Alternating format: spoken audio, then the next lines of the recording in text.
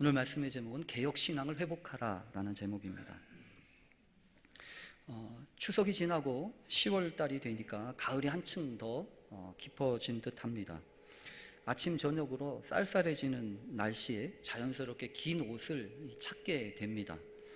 유난히도 더웠던 여름 탓 때문인지는 몰라도 이렇게 짧게 주어지는 이 가을 참 좋은 날씨이기도 하면서 또 한편으로는 아쉽게도 많이 느껴집니다. 저는 개인적으로 이 가을은 예수님을 많이 닮아 있다라고 생각합니다.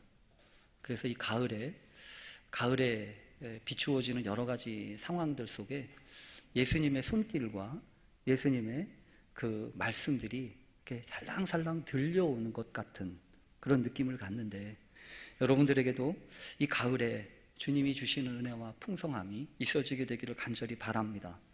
오늘도 이 좋은 날씨 가운데 여러 갈대가 있지만 이 자리가 내가 예배의 자리다 생각을 하고 나오신 여러분들에게 주님의 은혜가 풍성히 임하시는 귀한 시간 되시길 간절히 바랍니다.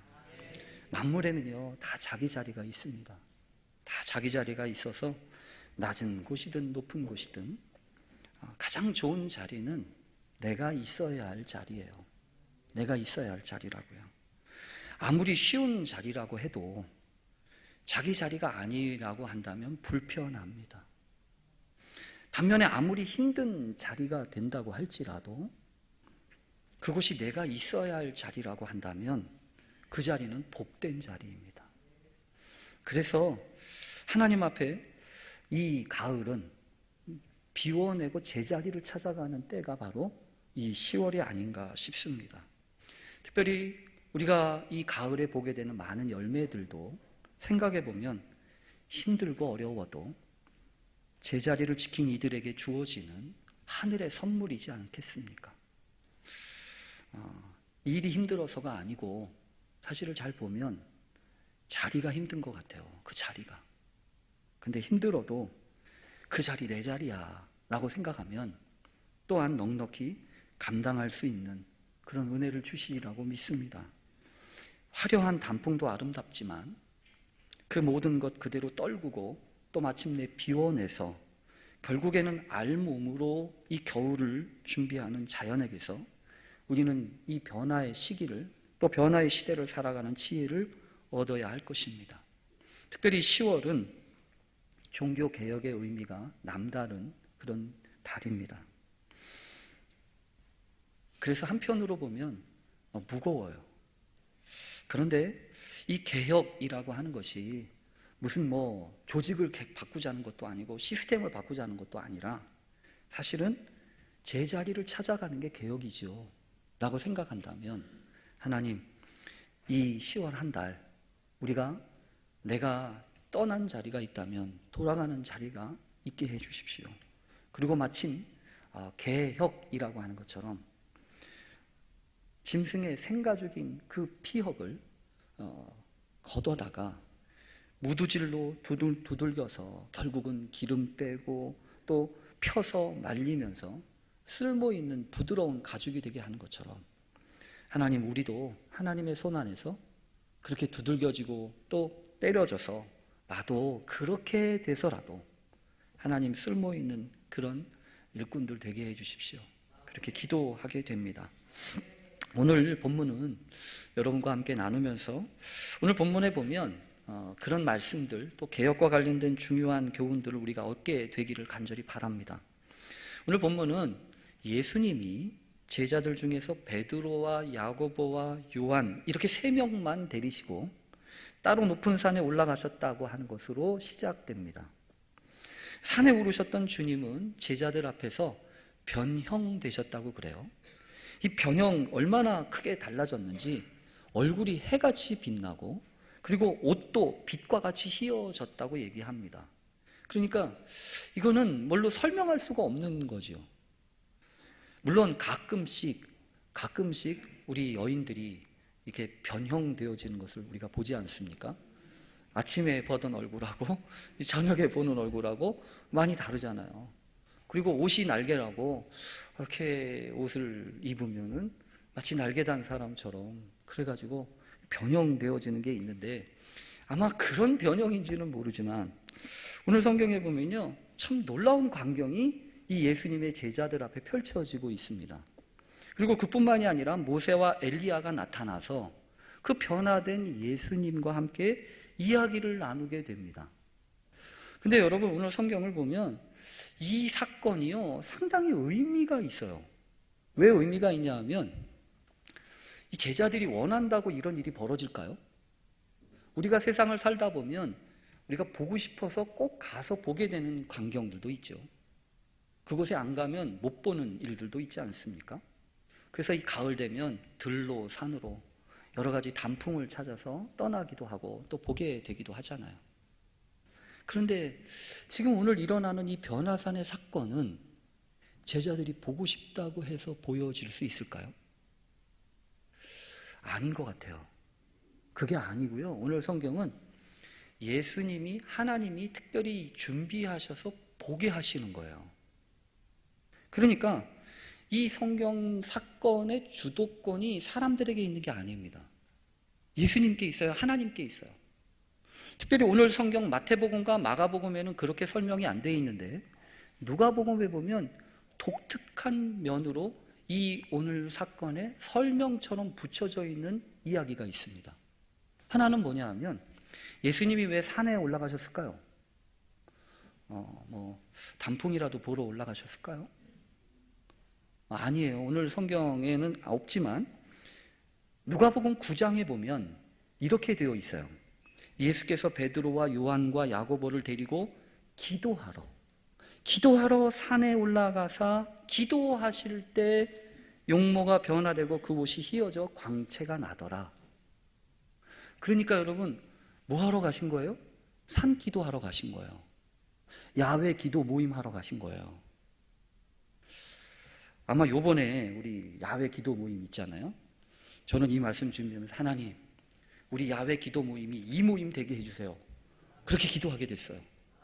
하나님, 우리 야외 기도 모임 가는데 이 기도 모임을 통해서 변화된 주님의 모습을 보게 해주시고, 또 아울러 우리에게 변화의 꿈을 꾸게 해주세요. 그렇게 기도하게 됩니다. 사실 오늘 성경은요, 다분히 이유가 있어요. 다분히 이유가 있다고요. 그냥 이런 식으로 이렇게 되어졌다라고 하는 얘기가 하는 게 아니라, 여러분 그동안에 있었던 일을 아시지 않습니까? 예수님이 중요한 시기가 되어서 제자들에게 너희는 나를 누구라고 하니? 이렇게 물으시고, 주는 그리스도시요 살아계신 하나님의 아들입니다 라고 하는 귀한 고백을 들으신 다음에, 너는 베드로다. 내가 이 반석에 내 교회를 세우리라. 그 교회는 음부의 권세가 이기지 못할 거야 라고 이야기하시면서 교회에 대하여 영적인 비밀을 얘기해 주시지 않았어요? 누구도 교회 생각하지 않았다고요. 교회에 대해서 묻지 않았다고요. 근데 주님이 뚱딴지같이 교회를 얘기하셨어요. 내 교회를 세울 거야. 그리고 그 교회는 음부의 권세가 이기지 못할 거야. 그러니까 교회는요, 하나님의 특별한 계획과 섭리 가운데 운영되어지고, 또 음부의 권세와 이기지 못할 만큼 음부의 권세와 싸우는 곳이어야 해요. 그러니까 교회에 대해서 여러분, 우리가 이 교회의 꿈과 비전이 어디에 있는지 잘 생각해야 합니다. 평동교회도 마찬가지라고 누누이 말씀을 드렸지 않습니까? 그래서 이 교회와 관련된 이 영적인 비밀도 신기한데, 그뿐만이 아니라 주님이 말씀하셨잖아요. 천국의 열쇠를 내가 너한테 준다. 천국의 열쇠를 주셨대요. 교회 열쇠를 주셨다는 게 아니라 천국의 열쇠를. 그 천국의 열쇠를 활용하는 게 우리의 삶이 되어야 하는 거 아니겠습니까? 천국의 열쇠라고 하는 게 뭐예요? 이 땅에서의 삶을 하늘에서의 삶과 연결시키는 거예요. 하늘과 접속시키는 거예요. 그게 천국의 열쇠라고요. 근데 그 천국의 열쇠와 함께 주님이 열기 시작한 게 무엇이었습니까? 고난과 죽음과 십자가였지 않아요. 그래서 비로소 고난에 대해서, 십자가에 대해서, 죽음에 대해서 이야기를 했지만 제자들은 용납할 수가 없었어요. 그래서 조금 전에 주는 그리스도시요 살아계신 하나님의 아들이라고 그렇게 고백했던 베드로가, 안 됩니다 주님, 그게 무슨 말씀입니까? 이런 일이 결코 일어나서는 안 됩니다 하고서 막아서잖아요. 그때 주님이 대쪽과도 같은 말씀으로 이놈의 사탄아, 너는 내 뒤로 물러가라. 너는 나를 넘어지게 하는 자로다 라고 이야기하시면서 너는 도대체 어떻게 사람의 일만 생각하냐, 하나님의 일은 생각도 않는구나 이러시면서 탄식하셨잖아요. 그러면 여러분, 뉘앙스가 어떤 걸로 보여지세요? 이런 게 느껴져요. 뭐가 느껴지냐면 암만 얘기해봐야 얘네들 달라질 것 같지 않아. 암만 가르쳐줘야 얘네들 알 것 같지가 않아. 이런 얘기예요. 근데 오늘 성경이 이 사건이 있는 거예요. 그래서 오늘 우리가 이 사건을 읽으면서 우리가 기억해야 되고 배워야 될 게 있습니다. 그게 뭐냐 하면 변화된다는 거예요. 달라질 수 있다는 거예요. 믿음으로 사는 사람들은 그래서 끝까지 품어야 됩니다. 뭘 품어야 돼요? 아, 달라질 수 있어. 변할 수 있어. 사람을 대할 때 이 사람 달라질까? 저 사람 안 달라질 것 같아. 이렇게 우리가 판단하는 게 있잖아요. 근데 그러지 말라는 거예요. 때가 되면 하나님이 변화시키겠다는 얘기 아니겠습니까? 여러분, 그래서 오늘 이 말씀은요, 우리에게 무엇을 소망케 하냐 하면, 아, 하나님이 바꾸실 거야. 하나님이 변화시키실 거야. 믿음으로 하나님 앞에 기도하며 나아갈 때, 그러니까 기도의 시간이 변화의 시간이에요. 하나님 앞에 나아가 기도하며 간구할 때, 기도는요, 내가 일하는 시간이 아닙니다. 내가 일하는 게 아니라 내가 일하지 않고 하나님이 일하십시오, 하나님이 일해 주십시오라고 맡기는 시간이에요. 그래서 하나님 앞에 이 가을에 여러분 기도하셔야 돼요. 하나님의 음성을 들어야 돼요. 그런데 오늘 성경에 보면요, 베드로가 또 가만히 있지 않잖아요. 언제나 이 베드로가 걱정이에요. 왜 그러냐 하면, 여러분 가끔 그런 생각이 들 때가 있어요. 뭐냐면, 왜 예수님이 자꾸 베드로나 야고보나 요한을 이렇게 데리고 가실까요? 얘네들은 가만두면 일 저지를 애들이에요. 그러니까 가만두지 않고 데리고 다녀야 되는 거예요. 근데도 여전히 똑같아요. 오늘 성경에 보면 너무 좋으니까 이 베드로가 주님, 여기 있는 게 너무 좋아요. 우리가 초막 짓겠습니다. 초막을 3개나 짓겠습니다. 하나는 예수님을 위해서, 하나는 모세를 위해서, 하나는 엘리야를 위해서 짓겠습니다. 뭐 하자는 얘기죠? 여기서 좀 오래 있자는 얘기예요. 여기가 너무 좋으니까 여기 좀 오래 있자는 얘기예요. 근데 여러분, 오늘 성경에 보면 하나님이 그걸 허용하지 않으시죠. 하나님이 허용하지 않으시면서 뿌옇게 구름 가운데 이렇게 오시면서 말씀하시잖아요. 그 말씀이 오늘 성경에 있습니다. 뭐라고 하냐면 5절에 보면 이렇게 말씀하고 있어요. 말할 때 호련히 빛난 구름이 그들을 덮으며 구름 속에서 소리가 나서 이르시되, 이는 내 사랑하는 아들이요 내 기뻐하는 자니 너희는 그의 말을 들으라 하시는지라. 지금 제자들은요, 특별히 베드로는요, 뭔가를 하지 않으면 불안한 사람이에요. 지금 눈앞에서 펼쳐지는 하나님의 역사를 보면서도 내가 이거 지금 초막을 줘야지, 이거라도 줘야지 하는 거 아니겠냐라고 생각을 하면서 했단 말이에요. 근데 지금 하나님은 뭐라고 하시는 거예요? 그럼 초막 짓는 게 중요한 게 아니야. 뭐가 중요한 거예요? 그의 말씀대로 하는 게 중요한 거야 라고 얘기하시잖아요. 근데 여러분, 도대체 주님이 뭐라고 말씀하시길래, 주님이 어떤 말씀을 하신다고 하시길래 그의 말을 듣는 것이 중요하다고 얘기하나요? 오늘 성경에는 이런 표현은 없어요. 모세와 엘리야가 함께 만나가지고 무슨 얘기를 했는지는 오늘 마태복음과 마가복음에는 없어요. 그런데 누가복음 9장에 보면 이분들이 무슨 얘기를 했는지가 나와요. 거기 본문에 보면요, 뭐라고 나와 있냐면 누가복음 9장 28절에 보면 이렇게 얘기하십니다. 예수께서 베드로와 요한과 야고보를 데리고 기도하러 산에 올라가사 기도하실 때 용모가 변화되고 그 옷이 이어져 광채가 나더라. 이렇게 하신 다음에 30절과 31절 보면 문득 두 사람이 예수와 함께 말하니 이는 모세와 엘리야라. 영광 중에 나타나사 장차 예수께서 예루살렘에서 별세하실 것을 말할세. 뭐를 얘기했다고요? 별세할 거예요. 여러분, 별세가 뭐죠? 별세 죽는 거잖아요. 이 별세 하면 늘 생각나는 분이 한 분 계세요. 제가 있던 동네가 저 난곡동이거든요. 그 난곡동에 그 교회에서 목회하셨던 분이 이중표 목사님이에요. 근데 이 한신교회를 개척한 한신교회를 목사님이셨는데, 이중표 목사님이 늘 얘기하시던 게 뭐냐 하면 별세의 신앙이에요. 별세의 신앙. 별세라고 하는 거 사실 여러분 이게 죽는다는 얘기잖아요. 이거 이야기하기가 쉬워요? 어려워요? 어렵죠. 근데 오늘 말씀을 보면서 우리 어르신들한테 제가 강력히 권해요. 죽는 얘기요, 두려워하지 마세요. 죽는 얘기요, 해야 돼요. 믿음으로 사는 사람들은 마지막 얘기를 하는 것을 두려워하지 말아야 합니다.